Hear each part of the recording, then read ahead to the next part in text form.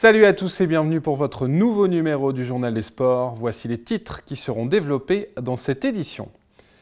Nous débuterons ce journal avec du foot, mais pas avec le VAFC, mais bien avec JPP. La star française formée dans le Valenciennois était de retour dans la région. Nous reviendrons ensuite sur le moment fort du week-end sportif valenciennois, la 29e édition des Foulées valenciennoises qui a réuni plus de 3000 sportifs dimanche matin dans les rues valenciennoises avec un zoom tout particulier sur la marche nordique. Enfin, nous évoquerons dans notre page résultats les derniers scores de nos équipes dont le VAFC, auteur d'un match nul 0-0 lundi soir à Angers. Puis, dans notre page agenda, vous découvrirez tout ce qu'il va se passer ce week-end à Valenciennes, avec notamment une grande compétition d'escrime et une animation roller samedi sur la place d'Armes. JPP, voilà bien 3 lettres qui ont fait rêver les amateurs de football durant de nombreuses années. Et bien pour ceux qui ne le sauraient pas, sachez que Jean-Pierre Papin a été formé dans le Valenciennois. Les hasards de la vie ont amené ce gamin né à Boulogne dans la région très tôt, où il a été formé à Tris-Saint-Léger et surtout à l'USVA, Valenciennes où il a même démarré chez les pros après un passage par l'INF Vichy.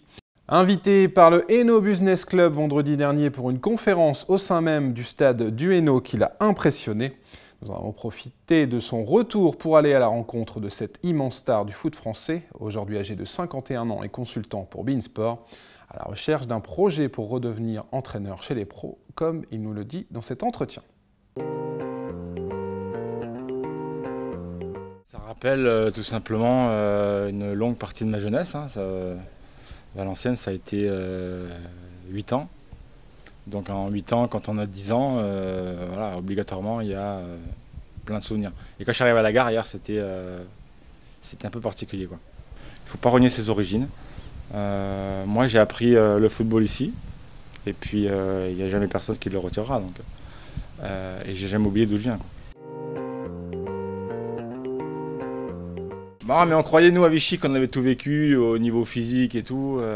Puis quand tu as fait une saison avec Léon Demenet, qui était un superbe coach, qui était surtout axé sur le physique, obligatoirement, tu progresses et tu t'aperçois que finalement, ce que tu as appris, tu peux faire beaucoup mieux. L'année où je suis revenu, notre plus grand souvenir, c'est avec une équipe fait de briques et de broc. On est arrivé quand même à finir 5e du championnat, quoi, je veux dire. Et ça veut bien dire que quand on est tous motivés et qu'on a envie juste de s'arracher, on est capable du meilleur, tout simplement. On ne jouait pas au départ pour l'argent, quoi. Nous, ce qui était important, c'était d'abord d'être bon sur le terrain. Et les primes qu'on avait, c'était même pas pareil aux primes de résultats. Nous, on avait des primes par rapport aux spectateurs à partir de 4000 spectateurs. Et on a fait 12 000 de moyenne, donc si tu veux, chaque fois qu'on gagnait un match, c'était jackpot, quoi.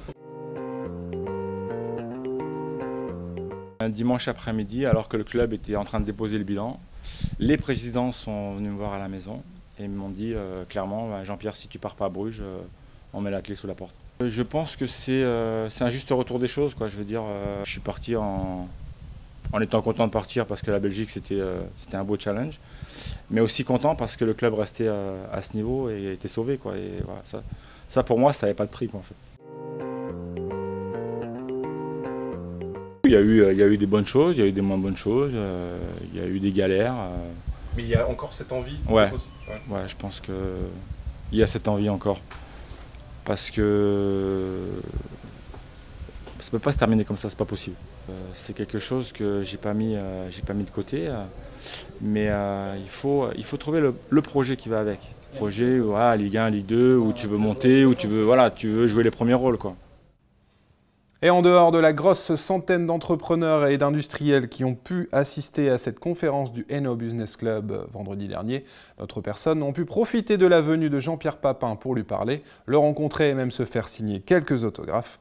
Vendredi après-midi, l'ex-footballeur pro était de passage sur le village des Foulées valenciennoises Place d'Armes pour y recevoir un chèque d'un de ses sponsors pour son association caritative Neuf de Cœur.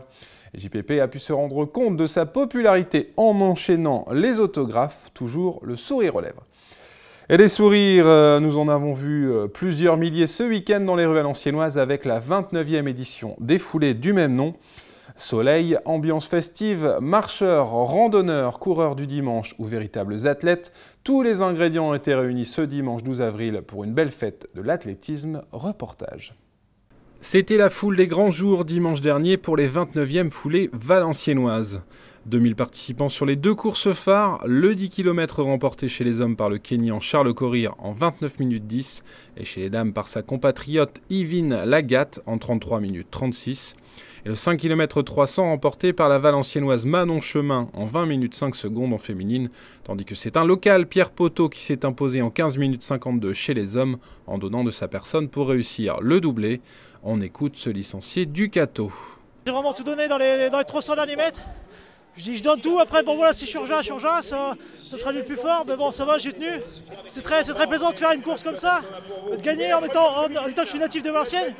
Je gagne à Valenciennes, deuxième victoire consécutive, c'est génial, c'est génial. Parmi les autres performances à noter chez les USVAistes, la 7e place de Richard l'Espagnol sur le 5 km 300 ou la 26e place de Cyril Carré sur le 10. Et puis derrière ces champions qui trustent les premières places, de nombreux anonymes qui font tout le charme de cet événement. Certains, mais pas assez, avaient fait l'effort de se déguiser pour ce moment festif, puis d'autres sont aussi venus pour se faire plaisir, se dépasser et même battre leur propre record, à l'image de Nadim, 52 ans et auteur d'un joli 46 minutes 6 secondes sur le 10 km, de quoi être fier. C'est le meilleur score que j'ai eu depuis 2-3 ans parce que j'ai eu de blessures et je suis méga content. Et il y a beau temps, super course, les gens sympas, bah écoute c'est magnifique. Il y a des musiciens, il y a des gens qui nous encouragent sur la route, il y a des cris de joie, c'est phénoménal à refaire. L'année prochaine je serai là aussi.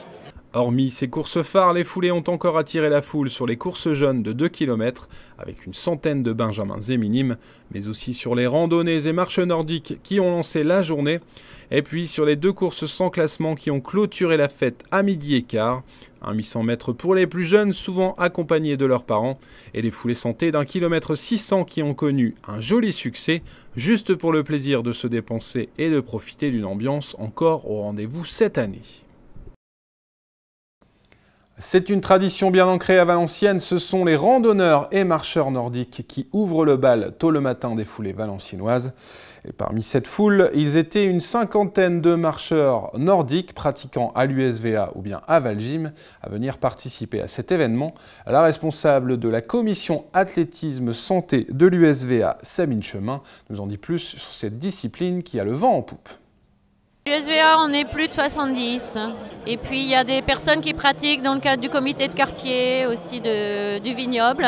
Il y a des personnes qui pratiquent dans le cadre du Valgym aussi. Disons que la marche nordique a un côté plus sportif. 2 heures de marche nordique peuvent correspondre à un footing d'1 heure, en fait, puisqu'on pousse beaucoup plus sur les jambes et sur les bras en utilisant les bâtons. Donc on est dans une attitude qui est très proche de l'attitude du coureur, donc toujours vers l'avant et avec des impulsions importantes. La rando et la marche nordique sont l'animation de départ, un peu comme le match des jeunes avant le match de foot. Voilà. Le départ de la rando lance l'ambiance le matin. Voilà. On participe avec plaisir, mais ce n'est pas notre terrain favori. Pour tout vous dire, c'est la seule fois où on marche en ville de l'année. Donc on est toujours en nature, oui. On ouvre désormais notre traditionnelle page résultats en prenant des nouvelles du VFC. Toujours pas de victoire pour l'équipe de David Lefrappert lundi soir, mais un bon match nul 0-0 sur la pelouse du 3e de la Ligue 2 Angers. Malgré cela, au classement, Valenciennes recule d'un rang pour tomber à la 17e place avec 3 points d'avance sur la zone rouge tout de même.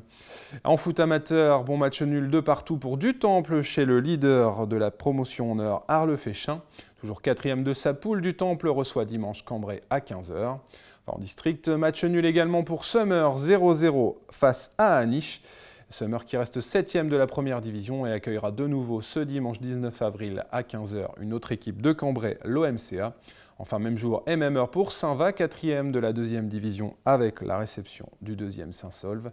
Les cheminots qui restent sur une courte mais belle victoire à Poix-du-Nord, 1-0.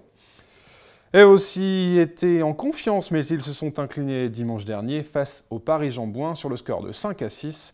Les hockeyeurs sur gazon valenciennois qui peuvent toujours rêver à l'accession en haut groupe élite puisqu'on n'en est pas encore à la mi-championnat. Et pour rester dans le peloton de tête, le HCV 4e devra s'imposer ce dimanche 19 avril lors de son déplacement à Cambrai. Coup d'envoi du match à 15 h et le résultat, bien évidemment, dans votre prochaine édition. Enfin, un dernier résultat pour vous signaler la très belle saison des pongistes de l'USTT Valenciennes, 3e après leur belle victoire finale samedi dernier 8-6 face à Morez au Jura. Déjà assurés du maintien en National 3, les coéquipiers de Christophe Cordel y ont ajouté la manière pour terminer la saison en beauté. Rendez-vous donc l'année prochaine en National 3. On ouvre désormais notre page agenda plutôt chargée avec 2 événements ce samedi et un dimanche toute la journée. Dans l'ordre, vous aurez donc accès de 10 h à 18 h ce samedi 18 avril à une animation roller organisée par la mairie sur la place d'Armes. Au programme, des initiations gratuites et des démonstrations de rampes, de slalom, de hockey ou de roller derby de 10 h à 18 h, notez-le bien. Puis ce même samedi 18 avril, l'US Valenciennes Athlétisme organise pour la 2e année consécutive son décaleur. Comprenez un décathlon réalisé en 1 heure avec 10 épreuves à réaliser seul ou en équipe. La compétition débutera à 13 h au stade Pierre-Carousse pour s'achever dans l'après-midi selon le nombre de participants. Tous les renseignements sur le site officiel de l'USVA, valathlé.fr. Enfin, dimanche, toute la journée, ne ratez pas la compétition interrégionale d'escrime ouverte aux catégories Benjamin chez les garçons et les filles. La salle des tertiales va donc être envahie par des dizaines et des dizaines de tireurs et tireuses ce dimanche 19 avril de 9 h à 16 h. Et vous n'avez plus aucune excuse puisque l'entrée sera gratuite. Voilà, c'est la fin de votre journal des sports. Merci de l'avoir suivi. Très bonnes semaines à toutes et à tous. Bye bye.